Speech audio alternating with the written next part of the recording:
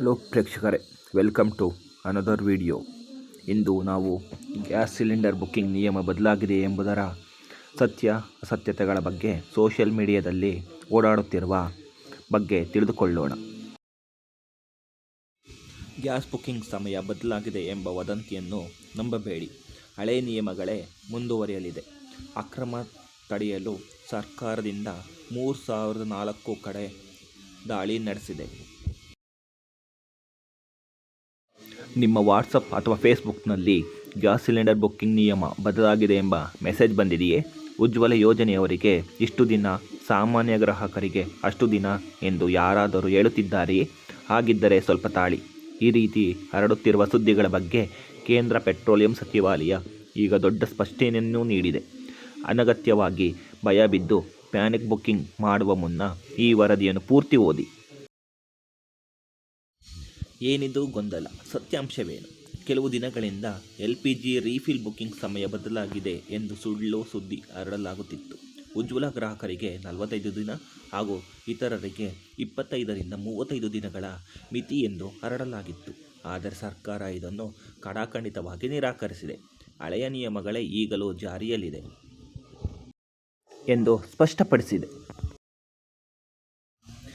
ಈಗಿರುವ ಬುಕ್ಕಿಂಗ್ ನಿಯಮಗಳು ಯಾವುದೇ ರೀತಿಯ ಕನೆಕ್ಷನ್, ಉಜ್ವಲ, ಸಿಂಗಲ್ ಅಥವಾ ಡಬಲ್ ಸಿಲಿಂಡರ್ ಹೊಂದಿದ್ದರೂ ಕೂಡ ಈ ಕೆಳಗಿನ ನಿಯಮಗಳು ಅನ್ವಯಿಸುತ್ತದೆ.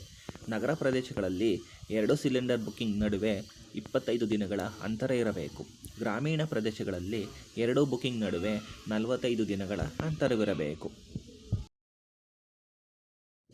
ಇಂಧನ ದಾಸ್ತಾನು ಮತ್ತು ಸರ್ಕಾರದ ಕ್ರಮ. ದೇಶದಲ್ಲಿ ಇಂಧನದ ಕೊರತೆ ಇಲ್ಲ ಎಂದು ಸಚಿವಾಲಯದ ಜಂಟಿ ಕಾರ್ಯದರ್ಶಿ ಸುಜಾತಾ ಶರ್ಮಾ ತಿಳಿಸಿದ್ದಾರೆ. ಅಕ್ರಮ ತಡೆಯಲು ಸರ್ಕಾರ ಸಮಿತಿಗಳನ್ನು ರಚಿಸಿದ್ದು, ಈಗಾಗಲೇ 3400 ದಾಳಿಗಳನ್ನು ನಡೆಸಿ 1000 ಸಿಲಿಂಡರ್ಗಳನ್ನು ವಶಪಡಿಸಿಕೊಳ್ಳಲಾಗಿದೆ. 642 FIR ಅನ್ನು ದಾಖಲಿಸಿ 155 ಜನರನ್ನು ಬಂಧಿಸಲಾಗಿದೆ. ಈ ಕೆಳಕಂಡಂತೆ ಬುಕ್ಕಿಂಗ್ ಮಾಹಿತಿಯ ಬಗ್ಗೆ ಸಂಕ್ಷಿಪ್ತ ಮಾಹಿತಿಯನ್ನು ಕಾಣಬಹುದಾಗಿದೆ.